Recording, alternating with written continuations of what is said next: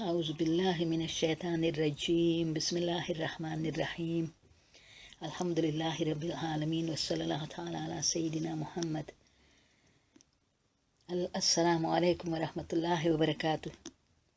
I want to recite verses 61 to 64 of Surah Al-Baqarah with their meanings and short explanation. Bismillahir Rahmanir Rahim.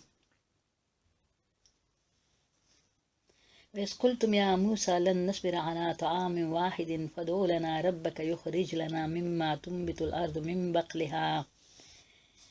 بقلها وقثائها وفومها وعدسها وبصلها قال أتستبدلون الذي هو أدنى بالذي هو خير اهبطوا مصرا فإن لكم ما سألتم وضربت عليهم الذلة والمسكنة وباءوا بغضب من الله ذلك بأنهم كانوا يكفرون بآيات الله ويقتلون النبيين بغير الحق ذلك بما عصوا وكانوا يعتدون.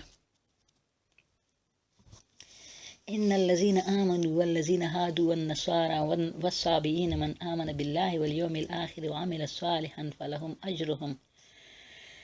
أجرهم عند ربهم ولا خوف عليهم ولا هم يحزنون. وإذا أخذنا ميثاقكم ورفعنا فوقكم الطور خذوا ما آتيناكم بقوة واذكروا ما فيه لعلكم تتقون ثم توليتم من بعد ذلك فلولا فضل الله عليكم ورحمته لكنتم من الخاسرين. صدق الله العظيم. The translation is: Remember, you grumbled, O Moses, we cannot endure one and the same sort of food. Pray your Lord to bring for us the products of the earth, green herbs, vegetables, corn, garlic, onions, pulses, and the like. Moses replied, What? Would you exchange that which is meaner for that which is nobler? Well, go and live in a town, and you will get there what you demand. By and by they became so degraded that disgrace and humiliation, misery and wretchedness were stamped upon them, and they incurred Allah's wrath. That was because they began to reject the revelations of Allah and kill His messengers without any just cause. That was the consequence of their disobedience and their persistent transgression against the law. Indeed, those who believed, and those who were Jews, Christians, or Sabians, among them who believed in Allah and the last day and did righteous deeds, for them there will be reward with their Lord, and they will have no fear and will not be grieved. Call to mind the time when we raised up above you the Tur and made a covenant with you, saying, Hold fast to the book which we are giving you, and bear in mind the commands and precepts contained therein. It is expected that this will lead you on to the paths of virtue and piety. But even after that you forsook the covenant. Nevertheless, Allah did not withhold His grace and mercy from you, otherwise you would have been utterly ruined long before this. This was the translation. Now, a little explanation of the verses. In verse number 61, Allah subhanahu wa ta'ala informed us that the Jews, the Israelites, they demanded the earth produce in place of Manosalva. You remember that they were in a desert. Allah subhanahu wa ta'ala had blessed them with the shade of the clouds, and also with Manosalva, that was a natural food in the form of quail birds and some food which fell down like dewdrops, and that was good food. But they demanded the products of the earth, and they made Allah subhanahu wa ta'ala angry. Actually, they were kept in the desert with the Prophet Musa alayhi salam for the purification of their hearts. They must, they had to reach a status where their hearts would be very much purified, because Allah subhanahu wa ta'ala had given them the status of the leadership of the world.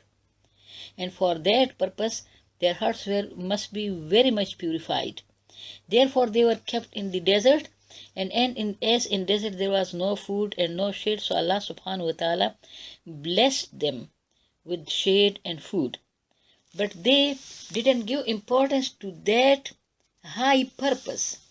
The purpose was very high, and that was the highly purification of their hearts with the worship and remembrance of Allah subhanahu wa ta'ala. But they denied it, they rejected it. So Allah subhanahu wa ta'ala says that they became degraded, they became humiliated, and misery and wretchedness were stamped upon them. And this was because they rejected the revelations of Allah, and they killed messengers. The history shows, in their own Bible it is written, they killed and imprisoned and tortured many prophets. And you know, prophets were the most innocent people, the people chosen by Allah subhanahu wa ta'ala for the guidance of mankind. So they killed them, and they imprisoned them, and they tortured them. Also, they rejected the revelation, the verses of Allah subhanahu wa ta'ala. So, sometimes they refute the revelations directly. They violated the commands, the verses. They also changed the meanings. They distorted and they twisted the meanings of the revelations to suit them to their desires. Whatever commands and revelations were against their desires, they refused them, they violated them, and they distorted their meanings. So then they invited the anger of Allah upon them. Again, Allah subhanahu wa ta'ala says in this verse number 62, that if people are Jews or Christians or Sabians or Muslims, but they believe in Allah and the last day, and they do righteous deeds, they will be given reward by their Lord, and also they will not face any fear and grief. This verse is actually not telling us about the required commands for guidance. It doesn't tell us what are the articles of faith and what are the obligatory duties that all these believers must do. Rather, it is only giving us a principle. The fact is that the Jews, the Israelites, they had a wrong type of faith.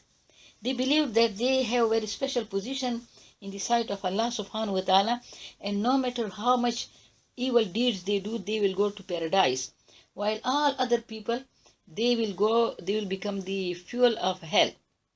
So Allah subhanahu wa ta'ala is making to them clear that no matter to whichever race or nation people belong, but if they believe in Allah and the last day, and they do righteous deeds, and the righteous deeds also, you must understand that they will follow prophets, only then they can do righteous deeds.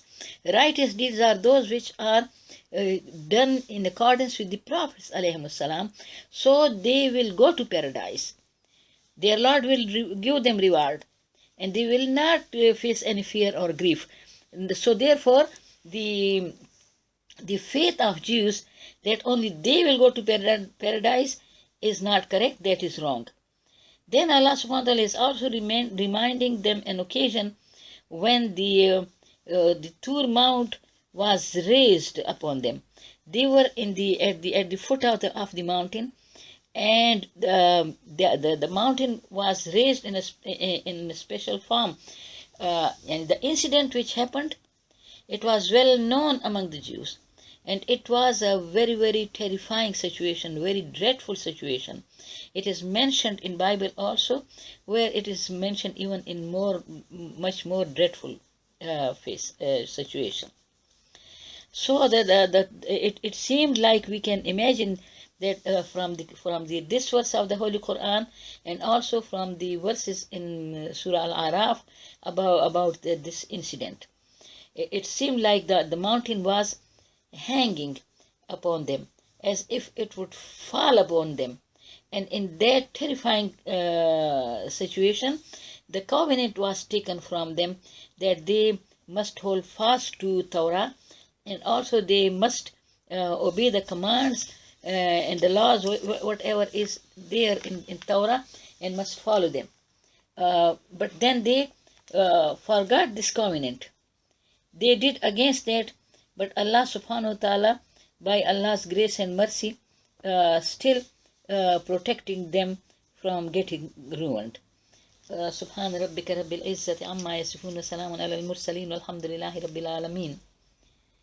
May Allah subhanahu wa ta'ala make us the best of the Muslims, the best of the practicing believers. May Allah subhanahu wa ta'ala guide all mankind to the pathway of Islam, to follow Quran and Sunnah of Muhammad sallallahu alaihi wasallam. May Allah subhanahu wa ta'ala take us to paradise and protect us from hell. Ameen. اللهم صل على محمد وعلى آل محمد كما صليت على إبراهيم وعلى آل إبراهيم إنك حميد مجيد.